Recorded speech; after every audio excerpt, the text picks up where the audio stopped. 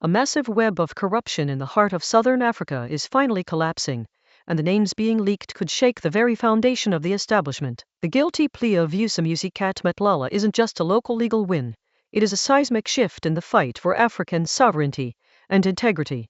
This is the moment the mask begins to fall. We are looking at more than just a single criminal case today. We are looking at a domino effect. For years, the shadow of state capture has loomed over South Africa, affecting not just the local economy, but the stability of the entire Southern African development community. When Vusimusi Matlala, a key figure in the police corruption scandal, pleads guilty and admits that he can provide evidence against high-ranking officials, it signals a crack in the armor of those who have operated in the shadows for far too long. To understand why this is such a monumental moment, we have to look back. For over a decade, South Africa has been the battleground between old guard corruption and a new vision for an African renaissance. The betrayal of public trust by those sworn to protect it, the police, has been a primary hurdle in building a unified, prosperous continent. When the law enforcement agencies are compromised, the very foundation of the state is weakened. However, this recent development suggests that the tide is finally turning. This isn't just about one man's plea.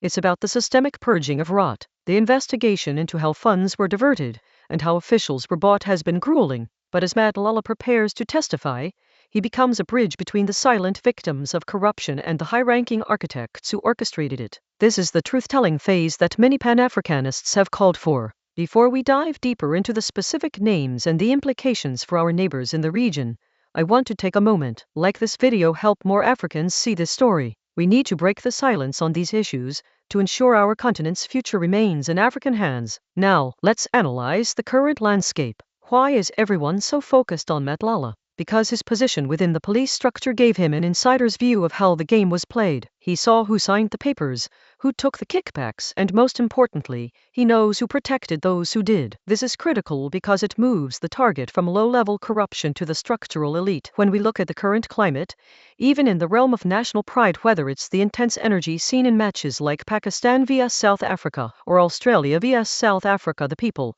are demanding integrity. They want heroes who are clean. They want a nation that stands tall on its own merits. This plea is a step toward that clarity. Let's talk about the stakeholders. We have the National Prosecuting Authority, the Hawks D9, and the internal oversight bodies. These entities are under immense pressure to perform. If they fail here, they lose public trust forever. If they succeed, they create a blueprint for cleaning up government institutions across the continent.